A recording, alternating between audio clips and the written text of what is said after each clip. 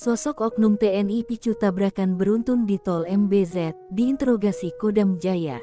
Kecelakaan beruntun terjadi di salah satu jalan tol layang Mohammed bin Zayed atau Tol MBZ KM 25 Cibitung dari arah Jakarta menuju Cikampek, Sabtu, tanggal 9 September tahun 2023.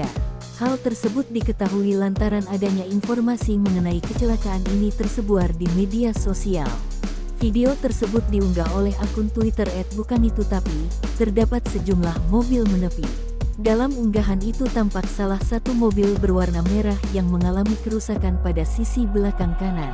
Kepala Induk PJR Tol Jakarta Cikampek Kompol Riki Atmaja mengungkapkan, kecelakaan tersebut terjadi akibat adanya kendaraan melawan arus. Saat dikonfirmasi kendaraan tersebut merupakan Toyota Yaris warna hitam. Diketahui, pemilik kendaraan Toyota Yaris berwarna hitam itu adalah GDW, 29. GDW ditangkap usai peristiwa tabrakan beruntun di Tol MBZ. Kanit Gakum Satlantas Polres Metro Bekasi, Ibtu Charmin, saat dikonfirmasi mengatakan, GDW merupakan anggota TNI.